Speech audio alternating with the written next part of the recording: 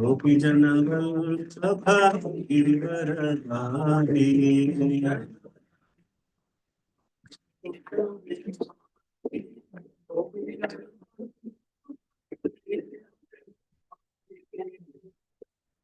जय श्री श्री राधा गोपी जन वल्लभ भगवान की जय। श्री श्री दत्ताय पतित पावन गौरहरि भगवान की जय।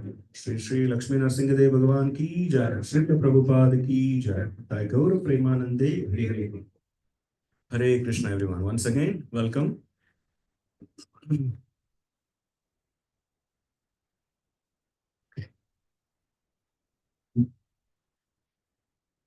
Today we'll discuss from one of the very important aspect of spiritual life from Bhagavad Gita.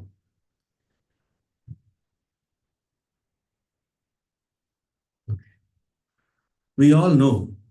Does anyone know what is the word Veda means? Yes, Veda means knowledge. It comes from the root word with, right? Previous yugas, the Vedas were so vast, so it was difficult for people to decipher. So Vyasadeva, out of his costless mercy, he categorized into four. So we know the four Vedas: Rig, Yajur, Sama, Atharva. And then he also wrote Vedanta Sutra because it was thousands of verses. It was difficult for people to understand. So he made into aphoristic forms. Aphorisms are like math. In mathematics we have sutras, formulas. So once you know the formula, the whole math problem is much easier. That's why the teacher tell you memorize this formula. So once you know the formula, you can easily do the sum. So these were in formulas. Like for example, the first one, Janma Yasya Yata, which means everything comes from him. That means every creation in this world comes from the Lord, like that. So like that, aphorisms he made into Vedanta Sutras, that is known as the cream of Vedas. Then he also wrote Mahabharata. And Ramayana was written by Valmiki. And except Ramayana, whatever you see on the screen, it's all compiled by Vyasadeva. Vyasadeva is also a literary incarnation of the Lord. He is also one of the Shakti Avesh avatar. He is an empowered incarnation of the Lord. And he wrote 18 Puranas and 108. There are so many Upanishads. Out of them, 108 Upanishads are considered prime most. So beautifully in Mahabharata, in between Bhishma Parva, he inserted Bhagavad Gita so that people like to read novels, right? And when it is real history, it is even more interesting. Even fictional history is interesting. Think about real one, right? So it is even more deeply interesting. So in the Mahabharata, which is the long history, the great history of Bharat, in that, in the Bhishma Parva, he very nicely put Bhagavad Gita, the 700 verses. It is just like when a mother wants to give medicine to a child, the child will say, the medicine is so bitter, I don't want to eat. So what does the mother do? She put the medicine in between a laddu and say, beta, laddu kalo. Just eat this laddu. Just eat this laddu. The child doesn't know there is a medicine inside. When they start eating, medicine also goes inside. Similarly, when you're so interestingly reading Mahabharata, the ultimate medicine, Bhagavad Gita, that also goes inside. So today we are going to see specifically, from now on, we'll be studying Bhagavad Gita in a more detailed way. In Bhagavad Gita, it is considered as the summary of all Vedic literature and essence of all Upanishad. Who is saying? I'm not saying this. Lord Shiva himself says this particular verse. He says, Sarvo Upanishatoga. He says, of all the Upanishads, Bhagavad Gita is Gita Upanishad. It is known as Gita Upanishad. It is considered the topmost. And in Bhagavad Gita, there are 5 important subject matters. These are the 5 subjects that are dealt in Bhagavad Gita. Bhagavad Gita talks about God, who is God, Ishvara. And it also talks about we living entity, Jiva. And it talks about material nature, Prakriti. Talks about Kala, time, and Karma, the activity. So all these five subject matters, when you know in essence, that means you know everything about spiritual life. That's why anyone who knows Bhagavad Gita thoroughly, that means one who understands, that is important, not knowing the shlokas. Memorizing shlokas, many people can do. But knowing the meaning and applying in our life is very important, right? That requires practice. When you talk about application, that means practice, isn't it? So, today we will see the specific one. First, let us start with who are we. Many times when you go to a big malls, right, there is a map. In that map, it says you are here. There is a dot which says you are here. So from there, if you want to go to a particular store, it will say go this way, go that way, like. So first of all, you should know where you are. Before that, you should know who you are, right? So today we are going to see who we are. That is the first one. A very important thing for us to understand. Okay, many times if I ask you, who are you, sir? How will you say? Like, for example, if I ask, who are you, Prabhuji? Yes. And then? Yes, exactly. So we say about who we are, what's our name, probably what is our country, and probably our state, what language we speak, then our profession. That's all we say, right? But it is not wrong. But interestingly, they are all temporary identification. In the sense, many of us have already changed our nationality. Correct? So that has changed. And profession also people can change.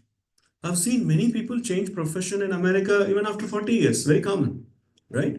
So many things people can change. Even these days, people change even their gender. Correct? So all these things are temporary identification. Then we might wonder, who are we really? What is that thing that doesn't change at all? Correct? So that's what we are going to see today. It requires some understanding. Is there anyone here with the name of Sidhu? Then I can take this name. There was a person known as Sidhu. And one day, it is a small town in Punjab. He came to a store, like a convenience store, like a petty shop. He came and he wanted to buy something and he was looking very sad. He was wearing a black shirt. The storekeeper asked, Sidhu, kya hua? What happened to you? Why you look so sad? Then he was just keeping quiet. Again he asked, Sidhu, tell me, why are you sad?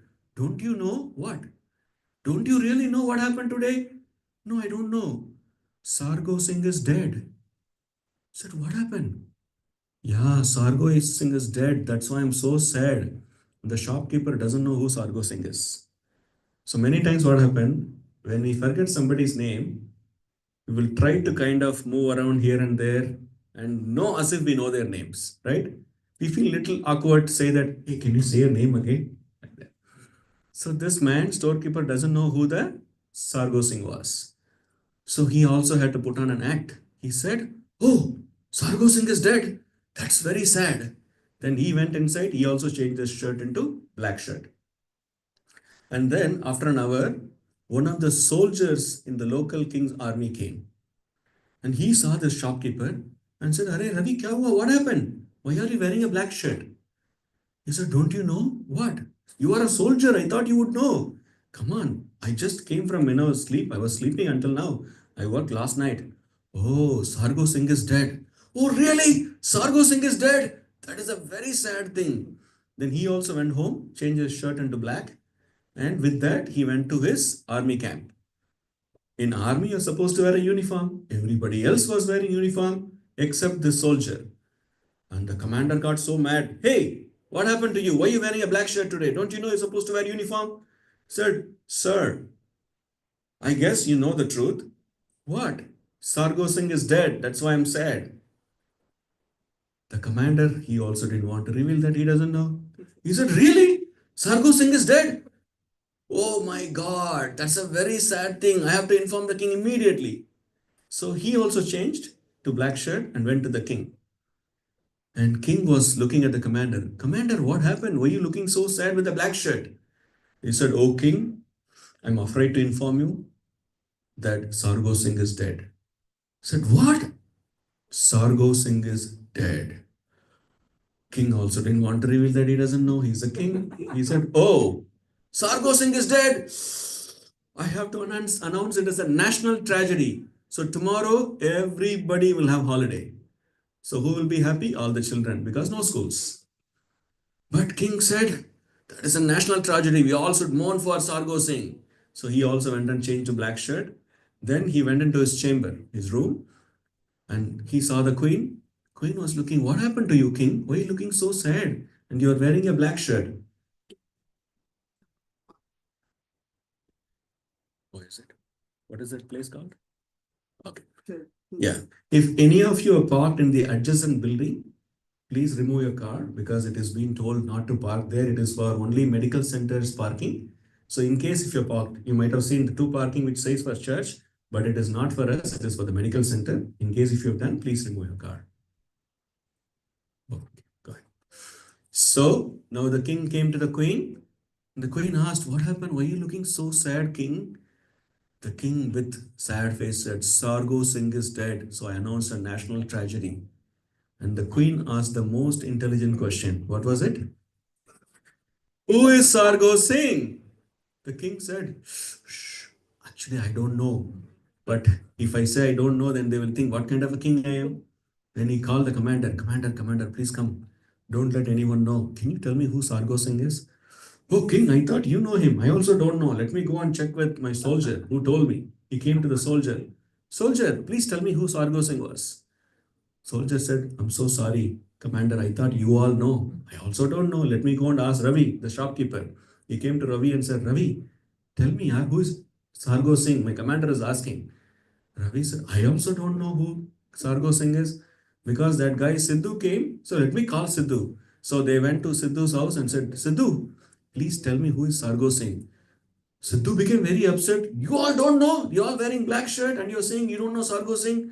Sargo Singh is my donkey. And he was such a faithful servant to me. All along he was carrying all the load. And he is dead. I'm so sad." Then you should have seen everybody's face.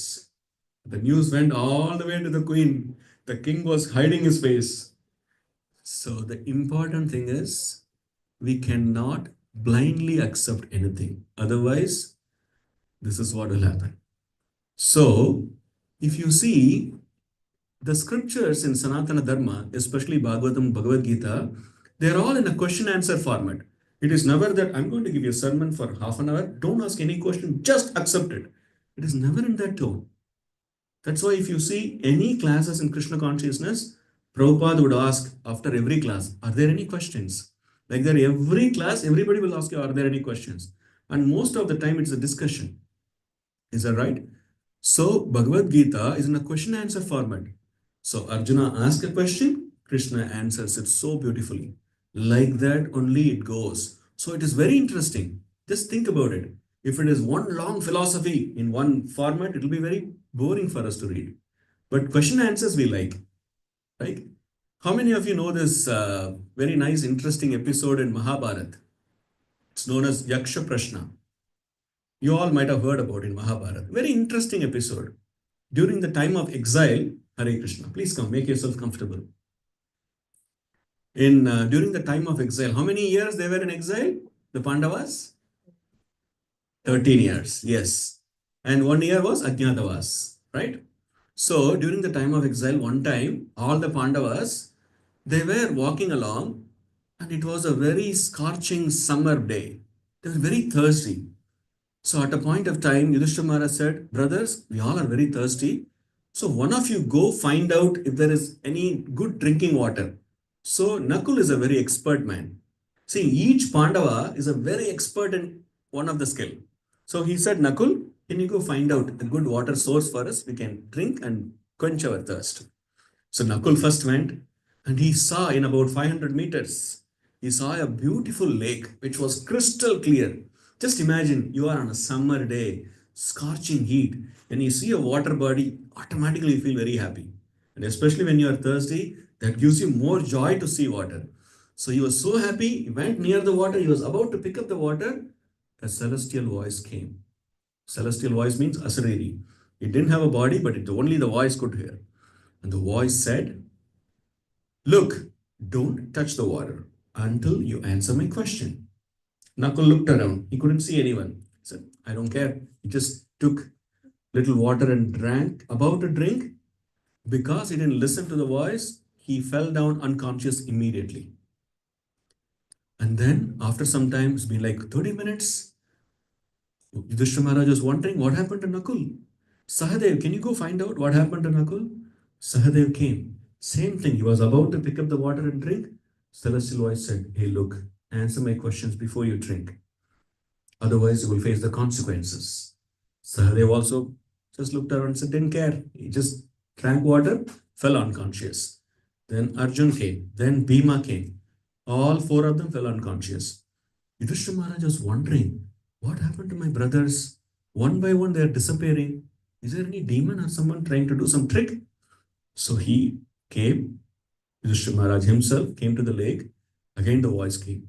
Look, you got to answer my questions. If you don't answer my questions, you will have the same fate as your brothers. Then he got shocked. What happened to my brothers? Look over there. All your brothers are lying down.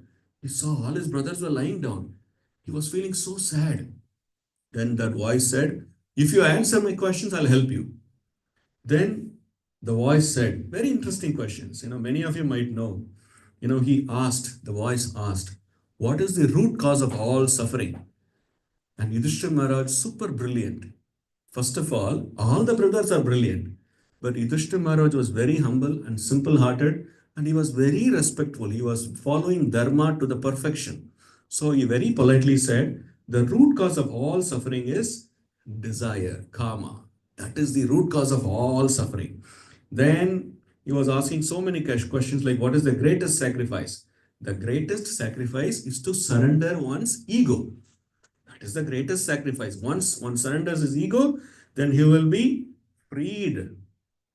Then once he has humility, because once you give up your ego, you're automatically humble. Then the doors for liberation is open. The voice, the celestial voice, the person was completely impressed. This goes on beautifully. And I will tell you one particular question which I'm sure you all will like it. Do you want to hear? Haribol. It asked 4 questions at one go. What is heavier than the earth? Second question, what is higher than the heavens? What is faster than the mind? And what is more numerous than grass? The first question, Yudhishthira Maharaj gave a brilliant answer. What is heavier than the earth? I'm sure by hearing this answer, all your heart will be filled with happiness. Mother's love is heavier than the earth. Don't worry, fathers, you also have your turn. Father's care is higher than the heavens. Mother's love is heavier than the earth. Father's care is higher than the heavens. And mind is faster than the wind. And worries, that is more numerous than the grass. And he asked one amazing question after this. He said, what is the greatest wonder in this world? He said, Yudhishthira Maharaj said, in general, everyone see someone passing away in their family or in friends or someone. But still, they think they will live forever and they keep accumulating money and fame and things like that. That I consider as the greatest wonder.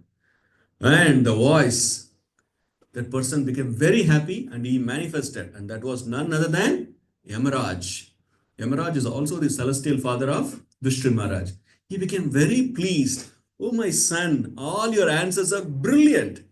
So I want to give you a boon. I can help you. Tell me, you can revive one of your brother. He thought about for a second and said, can you please revive Nakul? Just think about it. 4 are there. Arjuna is the greatest of all warrior. Bhima, most powerful person. Okay, Nakul, Sahadev, each of them are qualified in different area. If you are given a choice of choosing only one, whom will you choose? Arjun, right? Or Bhima at the most. But interestingly, Yudhishthira Maharaj said, Nakul. Yudhishthira Maharaj is wondering, are you sure? Okay, those of you know Mahabharata, Pandu has 2 wives, Kunti and Madri. And Kunti's children are Yudhishthira, Bhima and Arjun. And Madri's children are Nakul and Sahadev. So he gave this amazing answer that I am living as Kunti's son. So it is not fair if I don't revive one of Madri's son, either Nakul or Sahadev. So I want Nakul to be revived. Then immediately Yamaraj said, so be it. But seeing your sincerity and seeing your love for your mothers, I will revive all your brothers. Haribol! All the brothers were revived. So this is really amazing. It is because Yudhishthira Maharaj could do this because he knew all the answers, because he is well versed in scriptures. It's very important. Many times our children ask us question, Papa, Mama, why should I go to temple? Why only go to temple on this particular day or this particular thing? Why do I need to do? If we don't have correct answer, many times they are not convinced, right? They become very upset. And it becomes like many times they don't have faith in the process later. It's a very sad thing, isn't it? But if you know the answers, I can tell you, guarantee you, if we know Bhagavad Gita, it's only 700 verses. Out of them, there are 108 important, most important verses. All are important, 108 most important. If you know the meaning of them and apply in our life, you will have answers for every spiritual questions, for sure. And you will be able to answer comfortably. And the first instruction, when you remember in Mahabharata, Arjuna, during and in the Kurukshetra war, in the battlefield of Kurukshetra, that is the first chapter, observing the armies on the battlefield of Kurukshetra. When they assemble this side, there are 7 Akshwanis in Pandava's side. In Kaurava's side, there are 11 Akshwanis. Akshwanis is the phalanx in English. So each Akshwanis, each phalanx had 240,000 soldiers. That included elephant, horse, foot soldiers, and what is the other one? Chariots. All 4 included 240,000 approximately. So too easy to remember, 7, 11. So 7 for the Pandavas, 11 for the Kauravas. So which is bigger? Kauravas. Amazing. See, if you consider probably about 1.5 million this side and 2.5 million the other side, can you imagine? 4 million people are fighting in that battlefield. And those days, it is not like you'll sit in the room, press the button, the missile will go zoom. Not like that. You have to fight hand-to-hand combat. Even the king will be there hand-to-hand combat. In fact, the king will be the first person to be there many times, right? So that is a very fierce battle. And this is the battle the world has never seen before. It's very intense. All the kings in that planet, they took sides. Those who are on the Dharmic side, they took Pandava's side. The Adharmic, they went on to Duryodhana's side, Kauravas. So before the battle, Arjuna wanted to see what is happening. So he said, Senayor Vayor Madhye, can you take me to the place in between both the armies? There is a place in between both the armies. Can you take my chariot, Krishna? Krishna was his chariot driver. And who is Krishna? The Supreme Lord. Can you imagine? It is not like they were driving a Mercedes Benz or a Lamborghini. So to drive that, people generally like it, right? Because it's fun to drive. But this is chariot. And in a chariot, if you are sitting in front, you are the one who is going to get hurt more. Because all the arrows, all the hit will come to you first than the person who is behind. And Krishna took that menial position for his servant. Amazing, right? That is the Supreme Lord we are talking about. He is ready to do anything for his servant Arjuna. And not just for one day. Many times, leaders will come and do show off thing, right? They will come and give food, do just for one day, take picture, please. And goes to Facebook everywhere. It's not just for once. They did it for how many days? Kurukshetra war, 18 full days. And Krishna was there all along. That is the Supreme Lord we are talking about. So right before the battle, he said, Krishna, can you please take my chariot in between? And Arjuna took the chariot, Krishna took the chariot and said, look at both the armies. And look at this side. Your grandfather, all your gurus and your family are here. So when Arjuna saw, he was completely bewildered. He was so sad seeing that, are this the people I'm going to fight with? Bhishma Dev, my grandfather. He is the one who raised me. Because when Pandu died prematurely, Who raised him? Bhishma Dev as father. He gave more love than anyone. And am I going to kill him? And my guru, who taught me how to fight, Dronacharya and Kripacharya and all my family. I don't want to fight this battle. I don't want to kill these people. I love them. Then that is the time, if you read Bhagavad Gita, it will mention about the symptoms of Arjuna. That is the symptoms, what's in psychology people study as extreme stress. Extreme stress.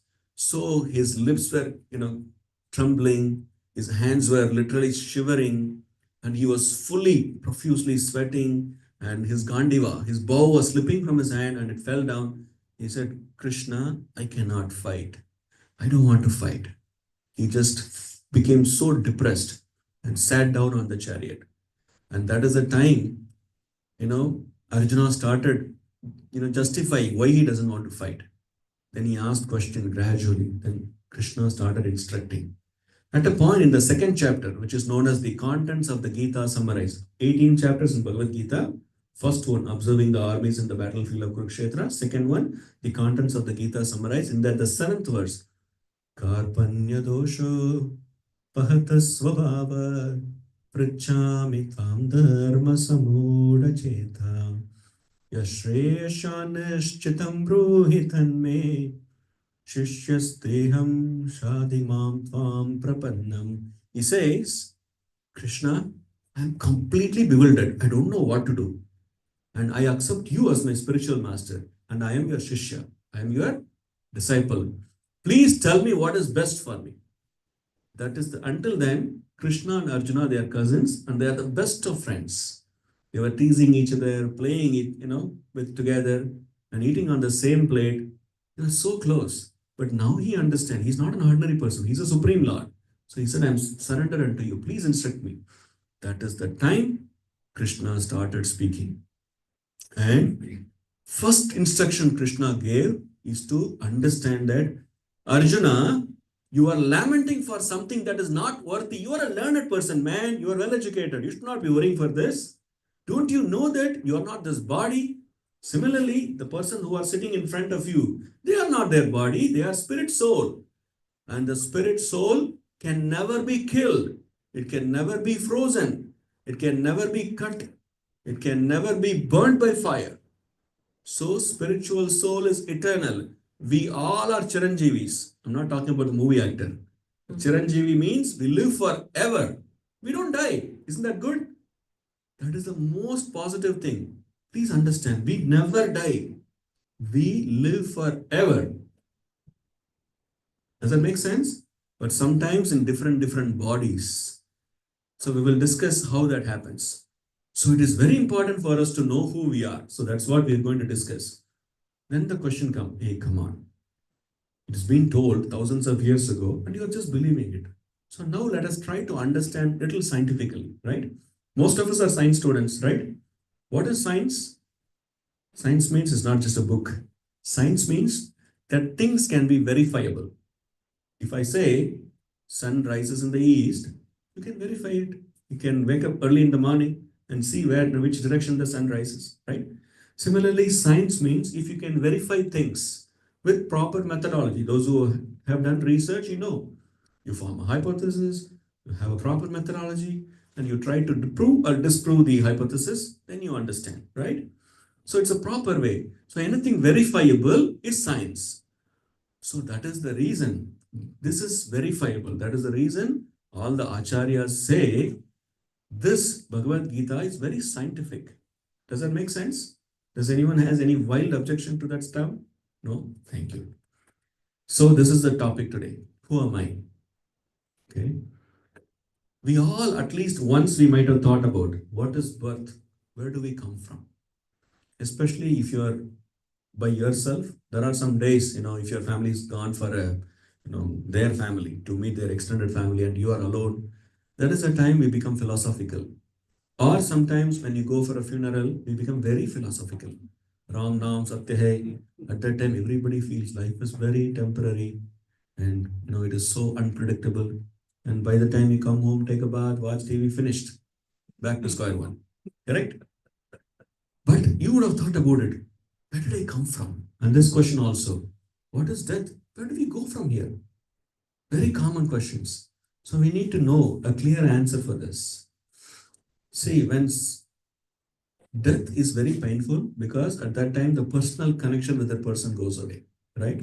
I remember when my father passed away, my father was a health inspector. He followed a very, very healthy lifestyle. He did not have any issues, health issues. One fine day at the age of 62, suddenly he developed a leukemia. Within a week, he passed away.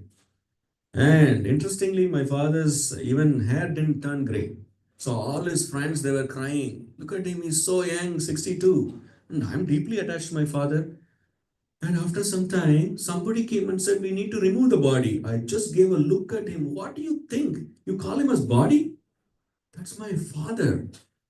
But everybody else called him as body. All his eyes were there, nose, fingers, hands, legs, everything was intact. But what is that thing missing? Everybody said he has passed away. Hey, he's lying there, man. He has passed away. What is that thing passed away? That is the soul, Atma. You may call it different terms. In medical terms, they might call it as living force, right? Or vital force, so many ways. But that important thing has passed away. Whether you are in science side or this side, you understand something else is there. That itself clearly make us understand that we are not this body, we are a soul. So we need to know what is a soul and what is its nature.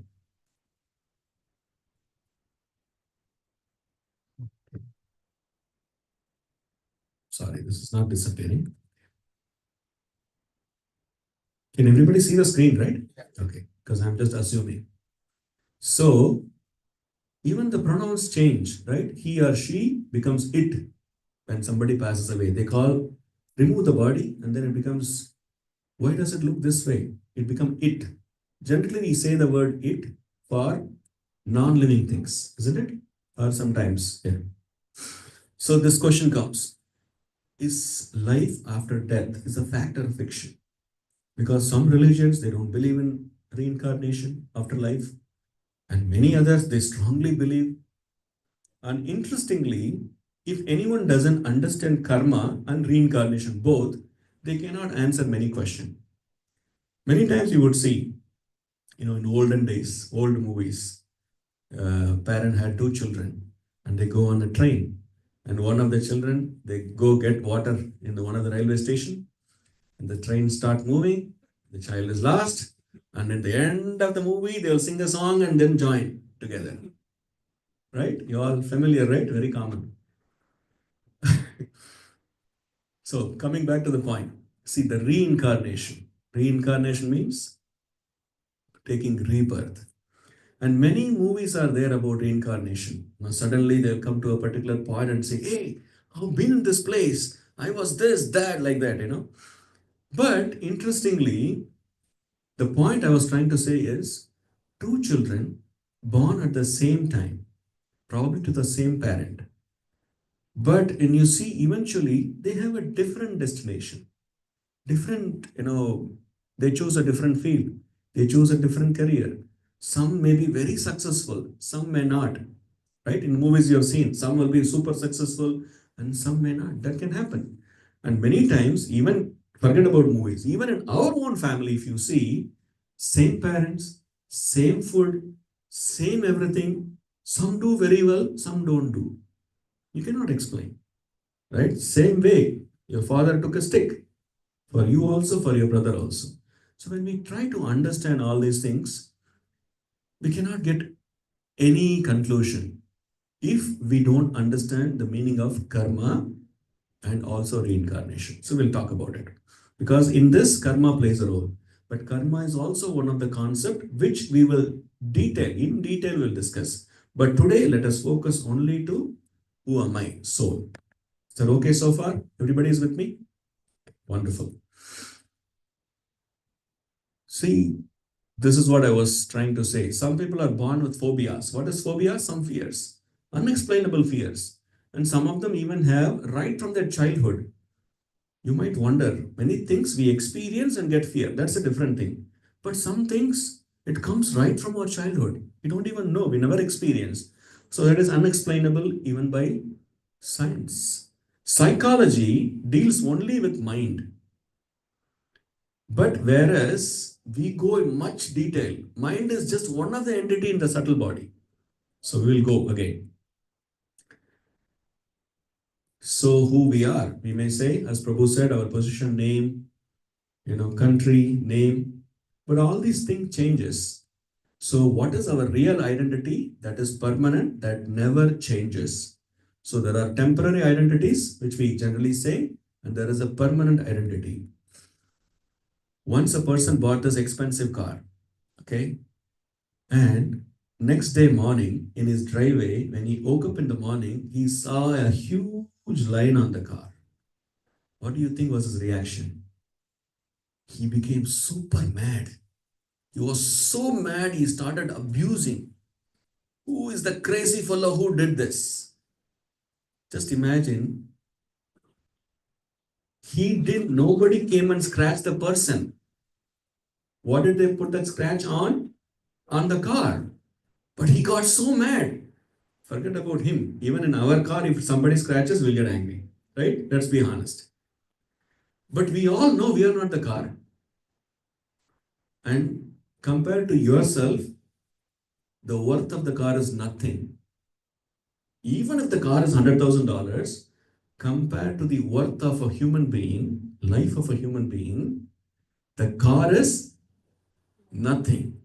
Even if somebody says, I'll give you 10 cars, can you give up your body? You won't agree. Correct? Makes sense? So many times we think we are our cars. That's why we get mad. As if somebody put a scratch on us. Little do we realize that is different, I am different. Same thing applies for us. We are different from our body. But of course, that doesn't mean that anybody can come and do anything to our car, isn't it? We take care of it because we have paid money for it and we worked hard for it. Similarly, we are given this body and we are given the responsibility to take care. So it is our individual responsibility to keep our body healthy and take care of it so nicely. This is Dr. Harry Monson. He is a professor of anatomy, Illinois College of Medicine. And he did a research. And he said human body contains all these chemicals. You see 5 pounds of calcium, 1.5 pounds of phosphate, all these chemicals. And one devotee did a research. And he said, all put together, it is only worth of $10. So our human body is worth of only $10. Is that all we worth? Absolutely not. If I think I'm this body, I'm only worth $10. I don't want to think like that. Absolutely not. That is quite demeaning, right? It is embarrassing to even hear that. Go a little quicker. So we want to know what is our real identity. What is our permanent identity? Permanent identity, according to Bhagavad Gita, is we are not this temporary body. We are the eternal spirit soul known as Atma. Once you all might have heard this. Socrates is one of the well-known philosophers, right? And at that time, when Socrates was sharing his philosophy, many people didn't like him. So he was caught by the army, and the commander said, we have to kill Socrates. He receives a death sentence. They said, all the security guards, they caught him and they were about to feed poison.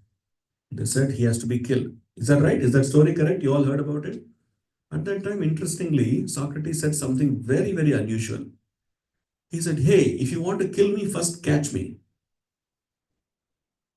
What kind of an answer is this? We are already holding you. We are already holding your hands. Then what do you mean catch me? He said, you're only catching my body. If you want to kill me, catch myself first. So Socrates knew that he was not this body.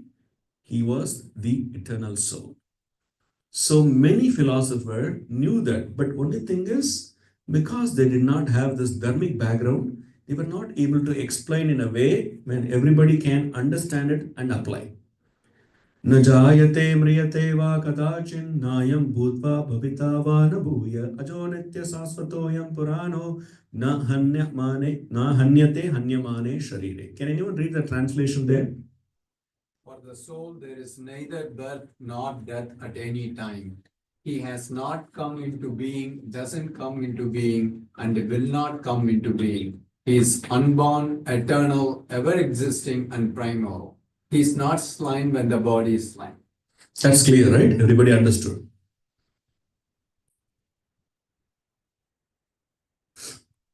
Just like this pencil. What is the important part of a pencil? The lead inside. Otherwise, the pencil is not worth. Because what do we do with pencil? Not to clean our ears, right? Pencil is meant, many times we do that, right? We have seen, but that is not meant for, especially audiologists, they strictly want, don't do that. Like, so pencil is meant for writing. What is the important aspect of the pencil? What is within the lead? Similarly, in our existence, the Atma is the most important part. But generally, all our life goes in taking care of externals. Hardly we spend any time taking care of the soul. So Bhagavad Gita gives a clear understanding that we need to spend time every single day. Just like we take care of the body to clean our body. That is the first thing we do in the morning, right? We clean our body. We spend time taking care of and take at least 20 minutes everybody spends in the bathroom, right? So that is for the body. Similarly, you need to spend time taking care of the soul.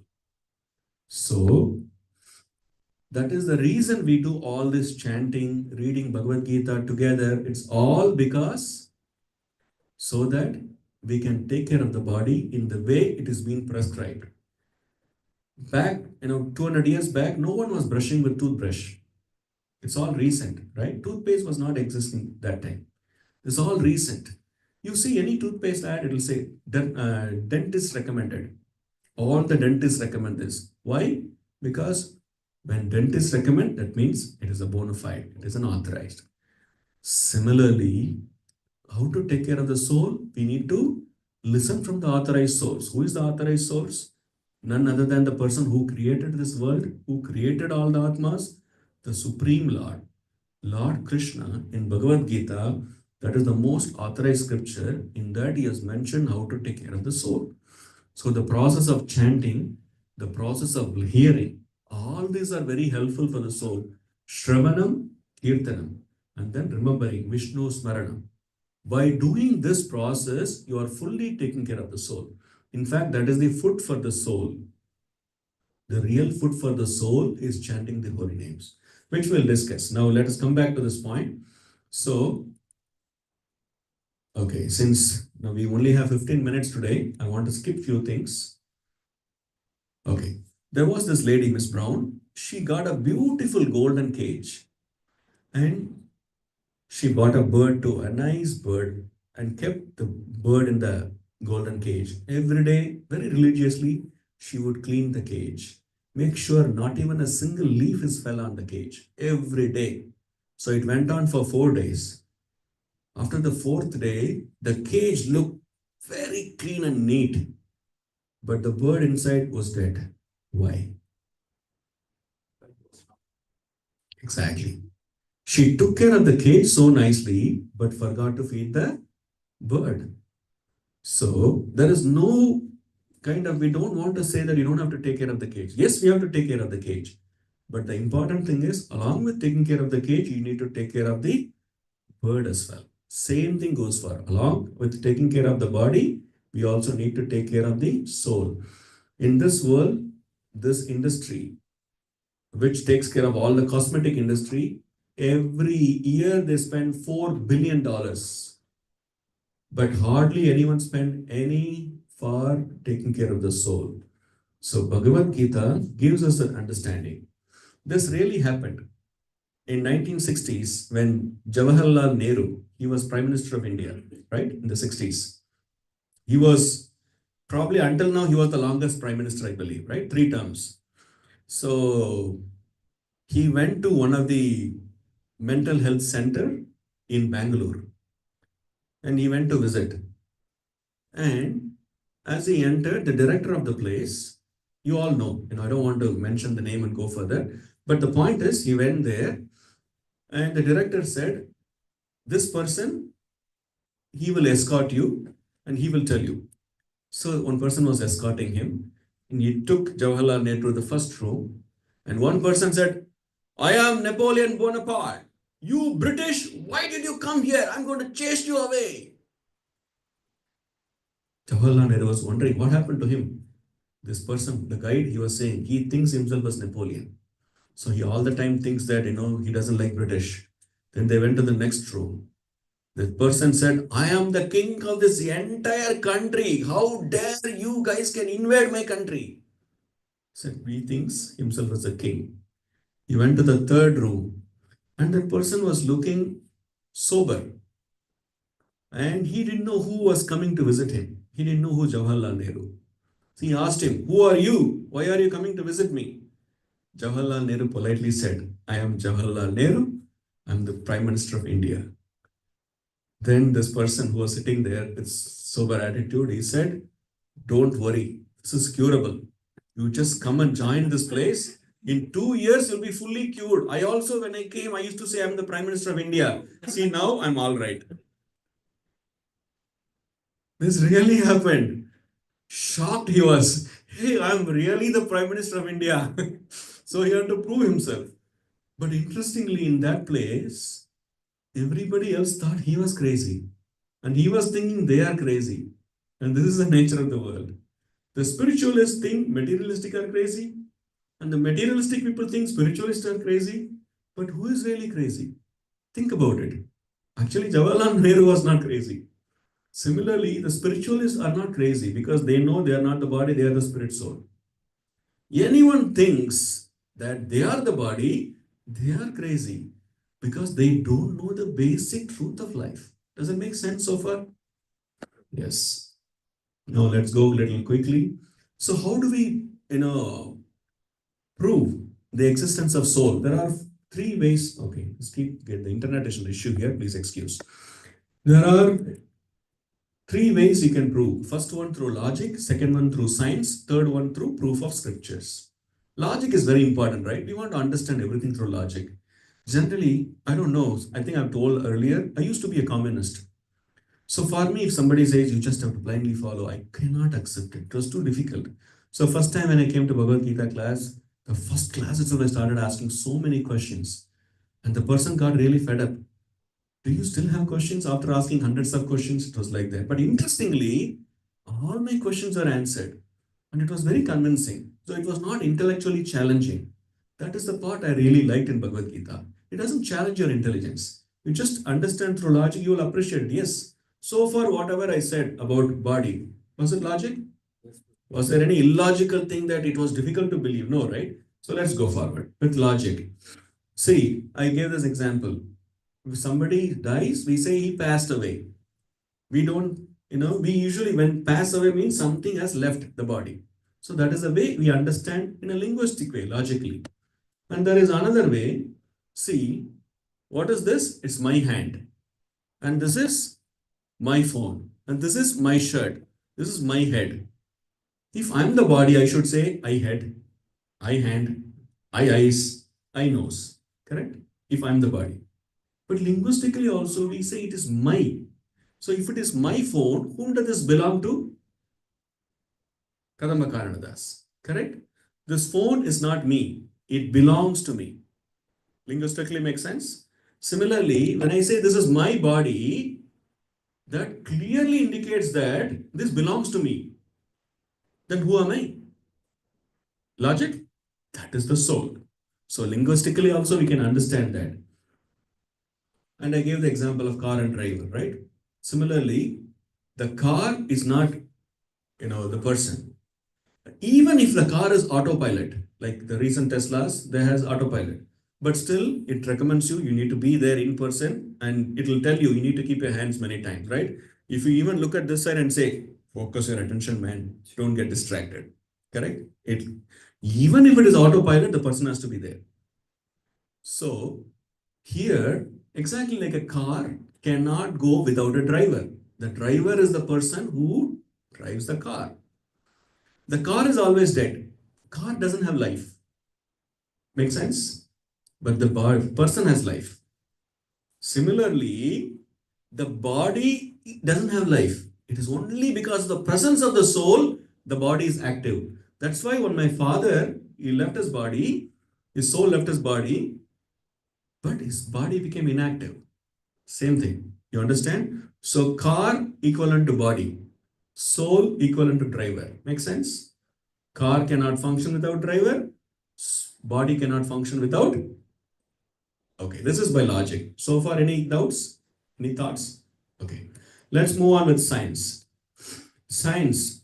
There are so many near-death experience studies done. Again, there's a very amazing cardiologist. His name is Dr. Michael Sabo from Atlanta. He wrote this book. He's the one. He wrote this book called Recollections of Death. And in that book, not just one account, so many accounts, so many people's history is mentioned there. One of them is famous Pam Reynolds. You can look on internet if you like to. She was a very famous singer and she had a brain aneurysm. Is there anyone else along, other than our Kannan Prabhu that has a healthcare background? Okay. Okay. You too? Okay. Basically, aneurysm is a bulge in the vessel, right? Blood vessel. So, but not in another, this is in brain. So it was a serious issue. And she was a very wealthy person. And they did a very extensive surgery which lasted more than 8 hours. And this surgery, it requires a lot of time to explain. And in that, because they did a surgical procedure known as hypothermic cardiac arrest, they had to do that before performing that. So it is basically like giving an experience of a death. Is that right, Prabhu? So in that time, Pam Reynolds, after the surgery, she could recollect. She did a TV show in that she was explaining. Actually, I could hear everything what the surgeons and the anesthesiologists, all were nurses, all were talking. And in fact, she also said what they were talking. Just imagine, this surgery cannot be done with a local, anesthesia, right? Brain aneurysm, fully unconscious, actually speaking. Is that right? Our Kannan Prabhu is an anesthesiologist, so I can verify with him. So it is a big surgery. So it is not that they gave a little bit and she was remembering everything. No, absolutely nothing. But she could recollect everything what the nurses spoke. She could even say the joke they cracked. And she said, I could also see because I was going above and could see what is on top of the terrace too. So she had a near-death experience. It's like this. So her soul went above and literally watching the surgery. And this is being told on TV. Pam Reynolds, she explained it. So it is not a made-up story. And she's not an Indian, by the way, who has belief in all this. So it's a very scientific, because this doctor himself is a cardiologist. So he did many accounts like this. And this lady, she gave the account of her near-death experience. And she clearly said, I understood that I am not the body. I was something else. I could see everything happening. Does that make sense so far? So like this, there are so many. And another one is about extensive research is done about past life memories. There are movies we talked about earlier. One classic case I'll talk about. This person, Dr. Ian Stevenson, he did more than 3,000 cases. I'm sorry to use the word case. Now we are used that way. See, 3,000 subjects. He did research on 3,000 subjects. And this man, he did research on past life memories for 40 years. His entire life he did this only, basically. And interestingly, this person was not a follower of Bhagavad Gita, or he was not, first of all, not even a theist. He was an atheist initially. He didn't believe anything.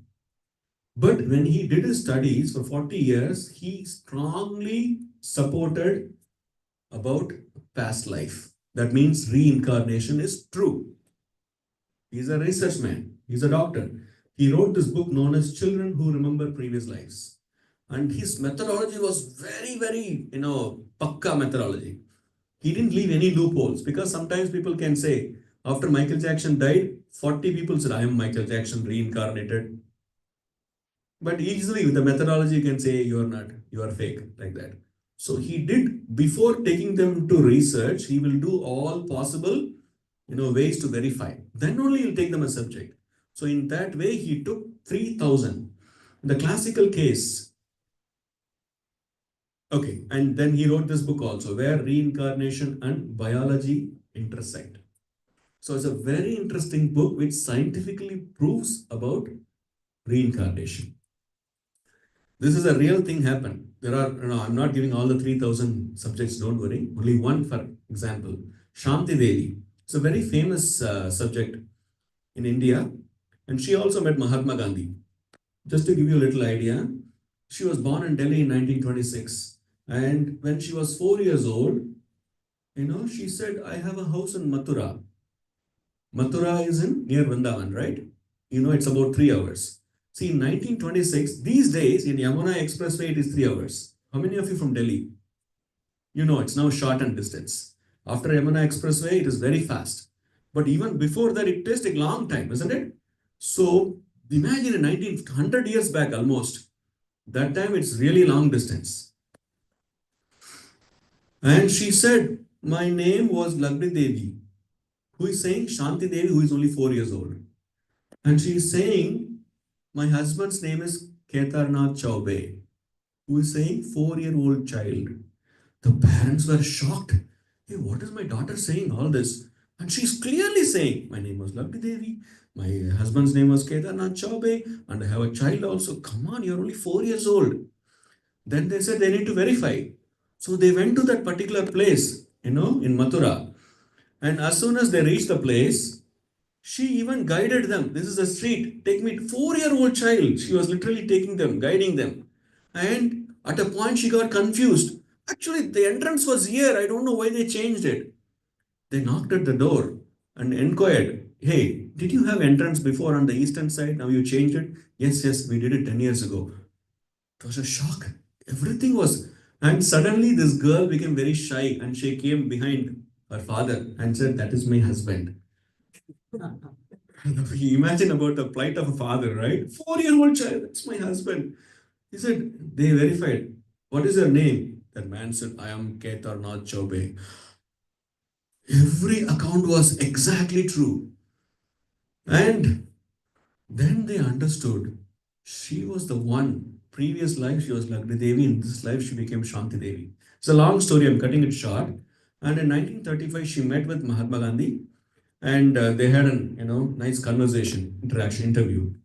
And Ian Stevenson took this lady also as one of the subjects in 1986. By then, she was already old. But interestingly, she remained unmarried throughout her life. She was the one, Shanti Devi, the real person. She said, I'm already married and have a child. I can't marry in this life. She remained unmarried.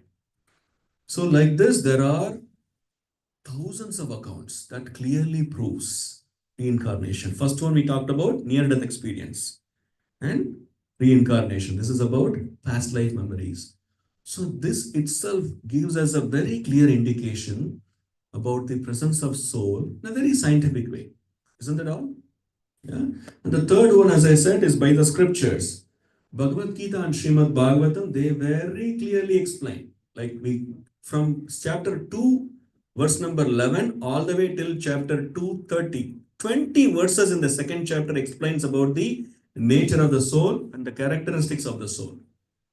Like some of the verses we read, Vasam, Sajirnani, Atabihai, all these verses are in between. In second chapter, second chapter of Bhagavad Gita. That very clearly tells about the characteristics. So we can get a very clear information about what is life, what is death from scriptures directly without any mental speculation. We don't have to break our head. What is life after death? Everything is given in a perfect way. We just need proper guidance to understand that. So Krishna says in Bhagavad Gita, Avinasitu tadvidhi ena sarvam idam tatam vinasham avyasyasya na kaschit kartum arhati. Can anyone read the translation, please? That you should know to be indestructible. No one is able to destroy that imperishable soul. Yes. The soul, even though it is situated in the region of the heart and it is very small, the soul, the size of the soul, as scriptures say, it is only 1/10,000 of the tip of the hair. Just imagine you take one hair as a tip, right? And you dissect into 100 and you take one. Again, dissect into 100. Take one. That is the 1/10,000 of the tip of the hair. That is the size of the soul. So that means it's very, very, very, very small. You cannot even see through a microscope. Microscope doesn't have that much power to see. You understand the size, right? That is the size of the soul. And that soul permeates in the entire body and makes us active. Interesting, right? Very interesting. Why we cannot see the soul? Because soul is spiritual. Material things we can see because we have materialized. Spiritual things, see, everything has an apparatus. For example, all of you might have heard about vernier caliper, right? You heard about vernier caliper? What can you do with a vernier caliper? Yes. Can you measure your weight through that? Cannot. In weighing scale, can you measure your length? I mean, your height? Cannot. So there are each apparatus for different purposes. Similarly, to perceive the soul, there is a process which is given by all the acharyas. Only when we use that apparatus, the process, then we can perceive the soul. Okay. So far, okay, everybody. So what are the three ways we try to prove the presence or existence of soul? First one through logic, linguistically, as well as in our understanding. And scientific way, we try to understand through near-death experience and also past life memories. And through scriptures, how Bhagavad Gita and Bhagavatam very clearly explains about the nature of the soul, the characteristics of the soul. The soul can never be killed. It is imperishable, right? And it is indestructible. You see the word Krishna uses very clear, right? Indestructible. No one can destroy the soul. So we live forever. Haribol. Amazing, right? What else can be more positive than this? Correct? Bhagavad Gita is a very positive scripture. In fact, Bhagavad Gita is the world's first self-help book because it is spoken in the battlefield when Arjuna was in extreme stress after hearing this 1.5 hours seminar from Krishna. It is not in the conference room where they were sitting comfortably in the AC room. They are at the battlefield. And Arjuna asked question, Krishna answered, everything was clear. At the end of Bhagavad Gita, Krishna said, Karishye vachanam tava. Krishna, I'm ready to follow what you say. I'm fully equipped. I've understood everything. Tell me what to do. What else can be? Which psychologist can do wonder like this? Amazing, right? He was fully convinced. Same thing I'll tell you. Anyone who understands Bhagavad Gita and applies in our life will never get depression in our life. Because after reading Bhagavad Gita and applying, you will see through the lens of Bhagavad Gita. Just like if you see the world through green color glass, everything will appear green. Yellow, everything will appear yellow. But if you see through the lens of Bhagavad Gita, everything will look real. Nothing will shake us. Nothing will disturb us. Nothing will depress us. Amazing, right? So this is just one tip of the iceberg. We just began the first instruction of Bhagavad Gita. Right? So we'll pause here since it is time now. So thank you all so much for your patient listening and attention. We will take only one question if any burning question. Yes, please. But what does the scripture says about the birth, like the birthday, like do you really born that day, or is it as per the tithi, or like what is it about? Yes. What does the scripture says? Sure. There is a verse for that also. See, in this, we were about to cover next time, but I can tell you. See, it's known as transmigration of the soul. One second. It is little extensive, but I'll quickly say. See, this transmigration of the soul, we take birth, okay? Where we call birth, it's basically accepting a new body. The soul, it's already taken birth. Once taken birth, it never dies. And it has been there since time immemorial. Like the world is created, from that time the souls live. Actually speaking, we all are of same age. Everybody in this room, we all are same age. In fact, all are brothers and sisters. Because we came from the same source. Correct?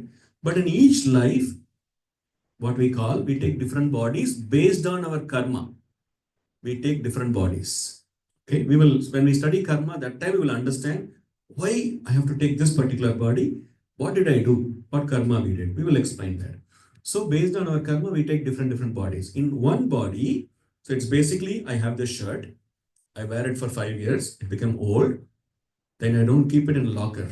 I just throw and buy another shirt, right? Because this shirt become invalid. Similarly, when the body becomes invalid, the soul accepts a new body. Just like we change garments, we change shirt. Make sense?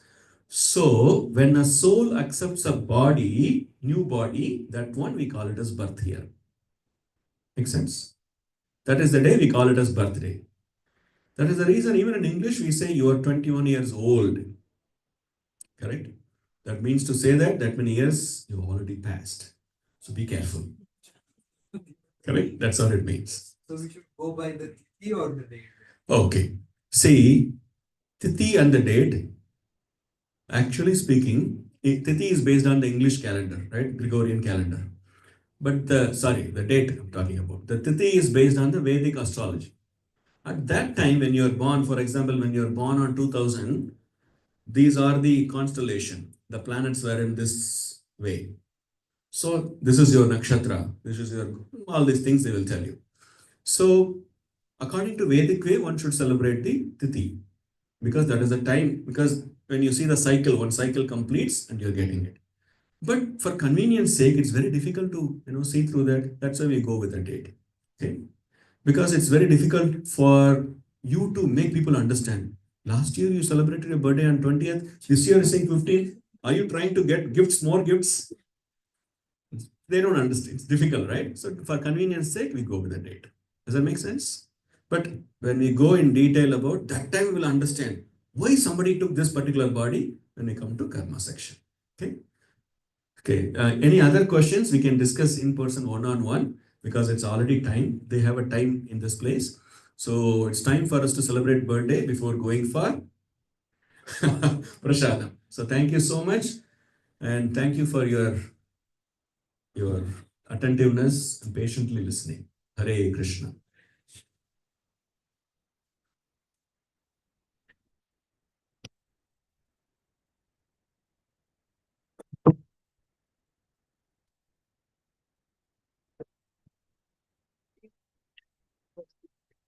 Yeah.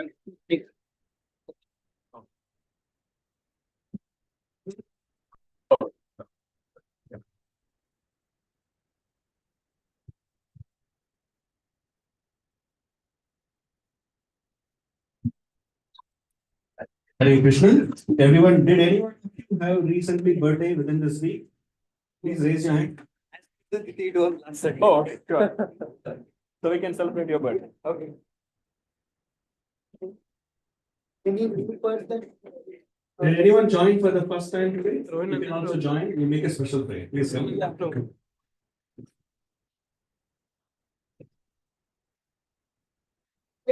Everybody who is new today, please come back. You for them. And whoever is in this week, please. Oh, yes, please come and celebrate them. This next week, of course. Yes, yes. Hare Krishna. Now we are celebrating our Akshay Prabhu's birthday. Thank you, Prabhu. That's why you asked this wonderful question. Yes, wonderful. And also for those who are visiting for the first time, yes, thank you so much for being here. What's your name? Niket? Thank you, Niket, for being here. Archana, thank you so much, Archana Mataji. Hare Krishna. Achan. Oh, wonderful. Achan, thank you for being here. Yes. Anu, thank you for being here. Arush, thank you for being here. Deepali, Hare Krishna, thank you for being here. Before, thank you, Mataji, for being here. Mataji is a very respectful way of addressing, so don't get annoyed. Even if you're in, it is very wonderful to call it. It's a very loaded word, I can say. Same thing goes for Prabhu. Prabhu means actually speaking master. Just feel nice about it, right? Yes, Prabhu. Okay. So let's begin with our Akshay Prabhu. We actually bring cake, but next week we'll bring cake for him and we can cut again. So we'll go with Hare Krishna to you. Hare Krishna to you, Hare Krishna to Hare Krishna to you, Hare Ram to you, Hare Ram to you, Hare Ram to you, Hare Ram to you. Will you hold the mic? Now we do for all of you. Hare Krishna. Hare Krishna. Hare Krishna. Hare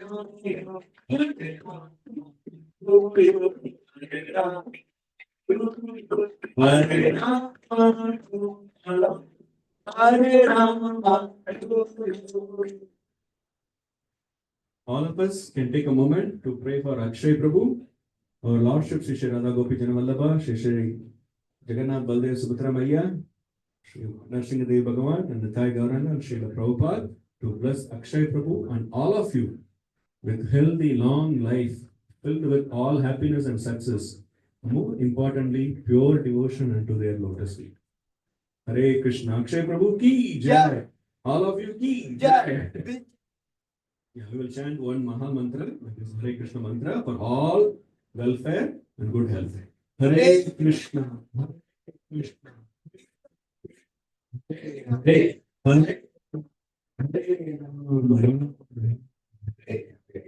Once again, thank you all for being here.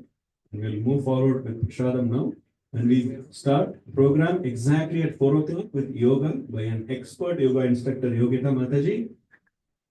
And she's very accomplished. When you know more, you'll be amazed. And 4:30, we usually have Kirtan by our beloved Divya Prabhu and devotees. And 5 o'clock, we will have class. And 6 o'clock, birthday celebration followed by Krishna. This is our schedule. So we will look forward to seeing you all next week, 4 p.m. Thank you. Hare Krishna. Please proceed for Krishna. Thank you. Sorry.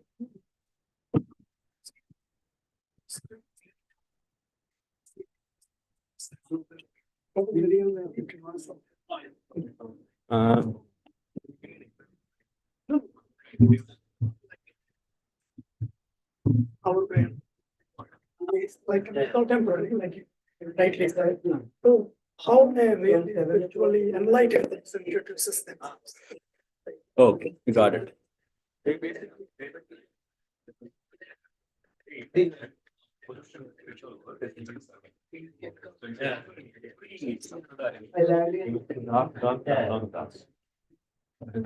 Like that, you all go back to any language, and you have to अभियान करते yeah. Real identity. Real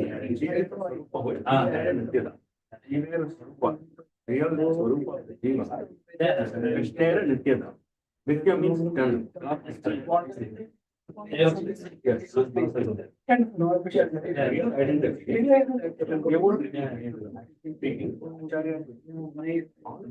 You also gave it the best.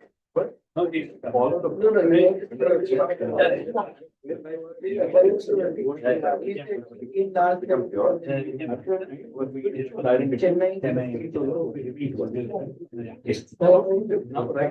we don't know the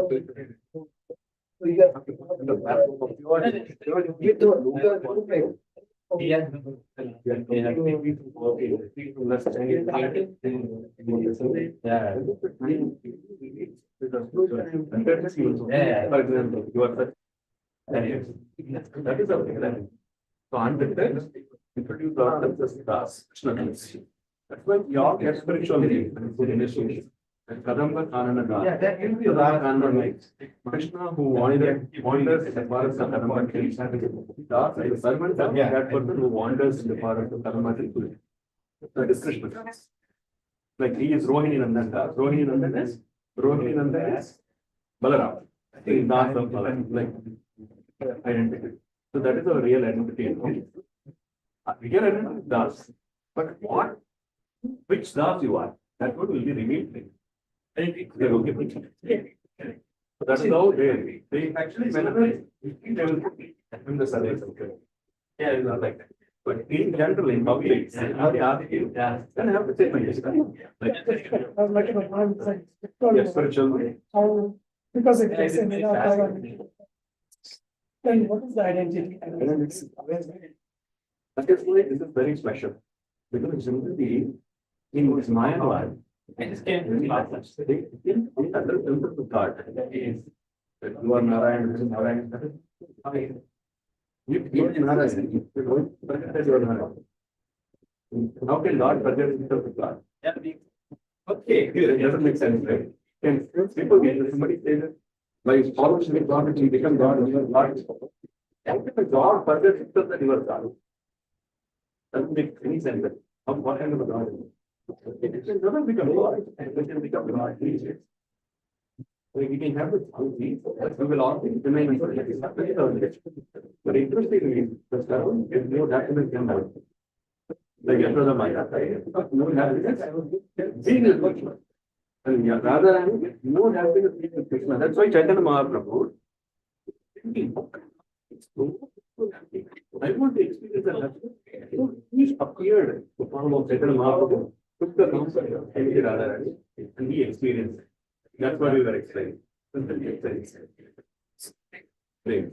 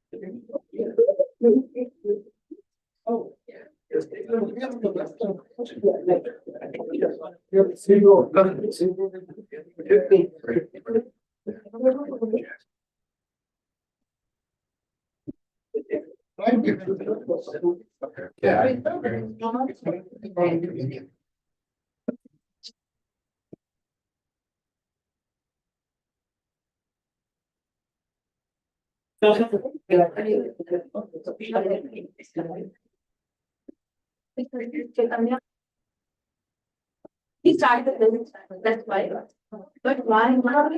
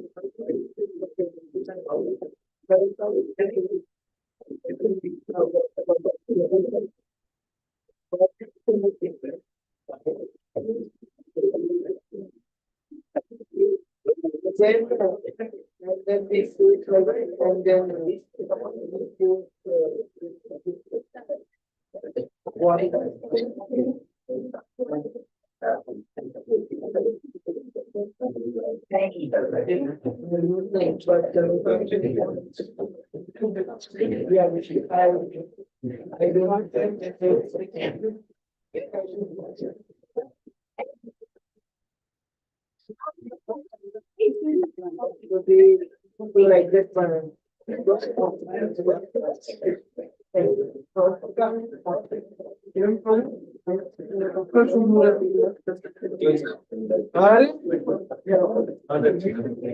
Hiroshima Nagasaki bomb Russian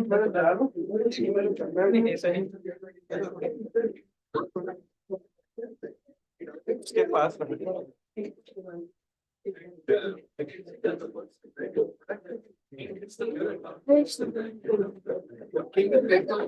Yeah. Yes.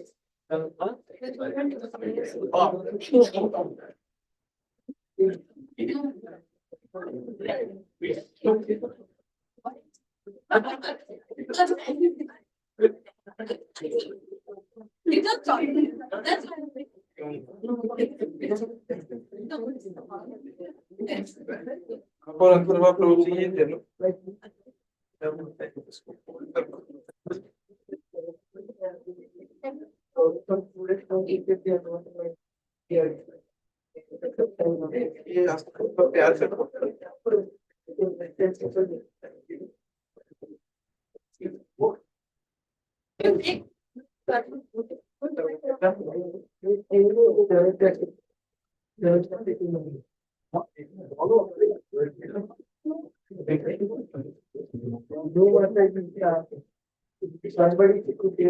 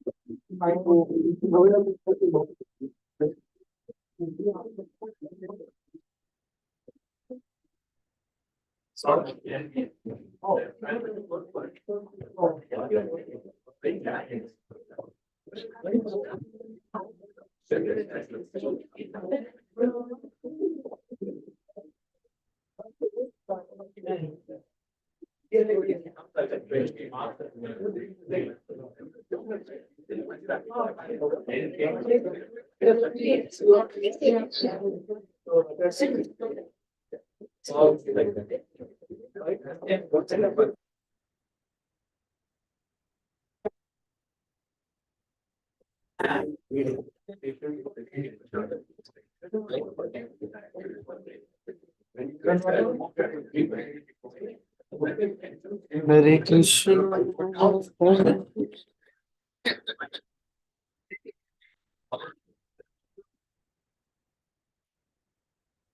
कदम कारण होता है माता जी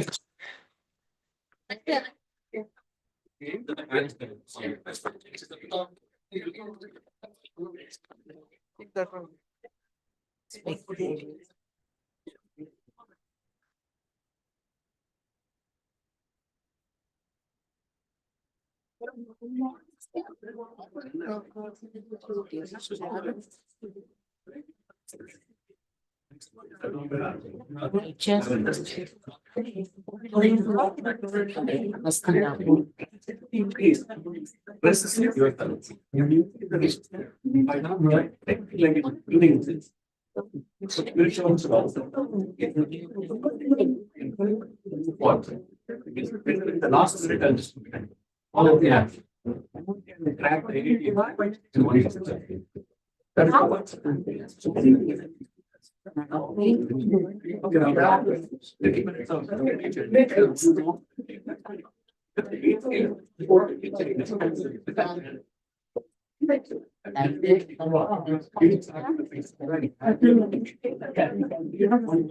selfish.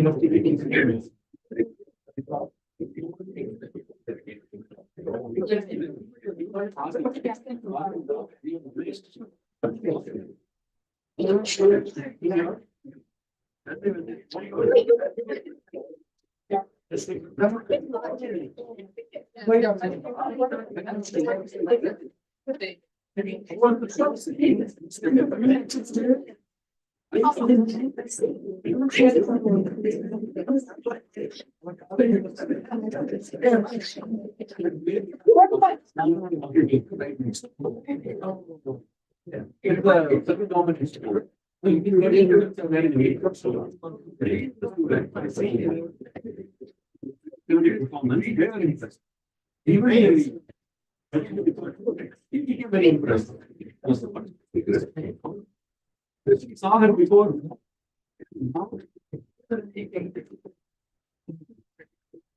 Thank you. Oh, okay. Okay.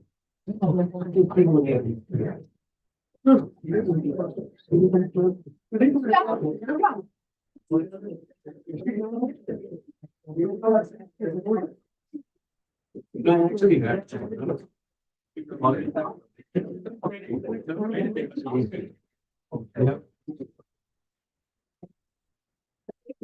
so that was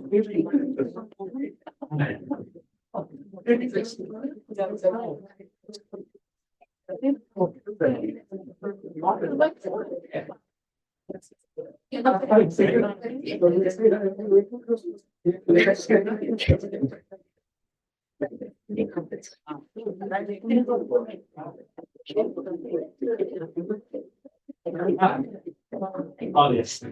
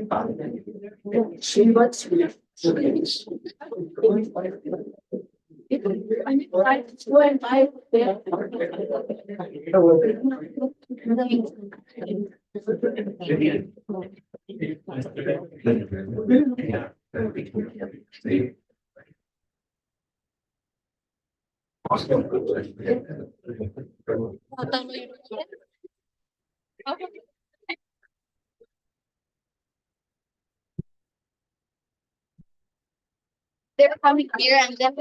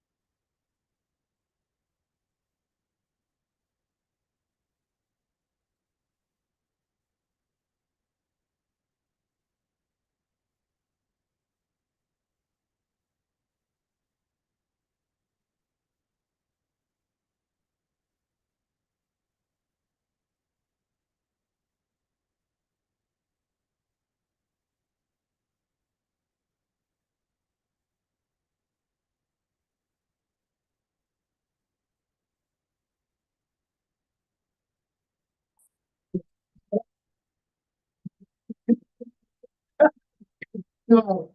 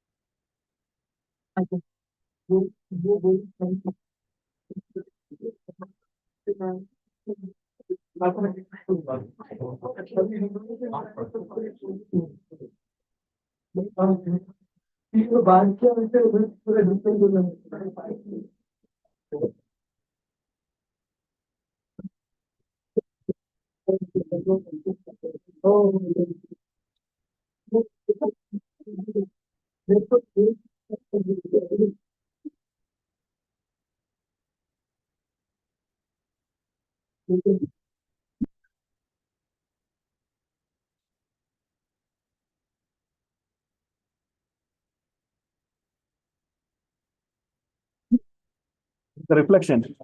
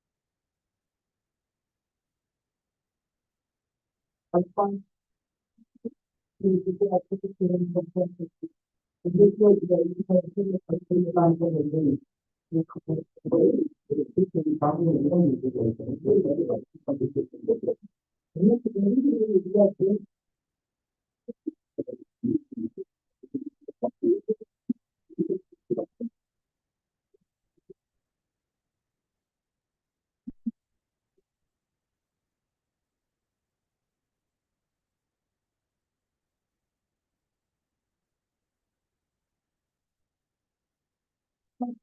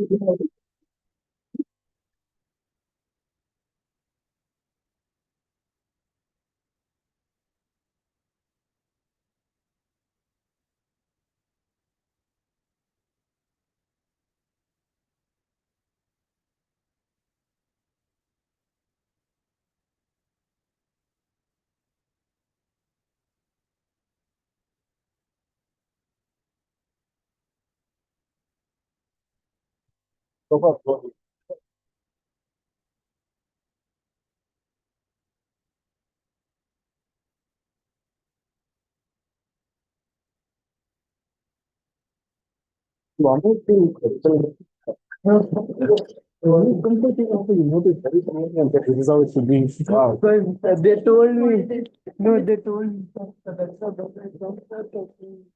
is. That's it, right? Okay, good. Really?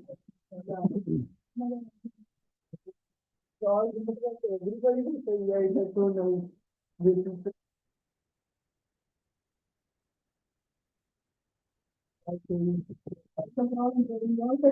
no, no.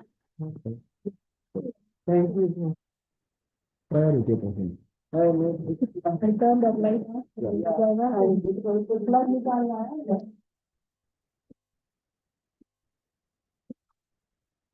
You just need to keep around it. Yes, yes. But this is very useful for you.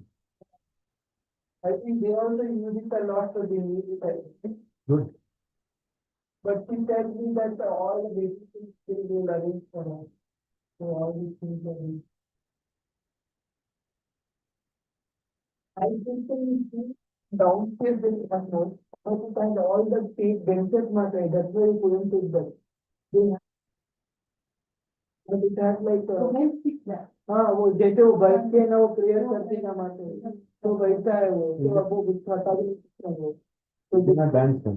yeah we cannot dance only it will be like a lecture only like a lecture hall. Kiran Prabhu will be leaving to California for the He might come back on it. yes. That's what, you know, if it is work from home, probably you just say hi and come back. So hopefully that work will be helpful. Right? Once in a while you can show your lotus face to them and bless them in some way. But we will love to have you. So please take that away. I will.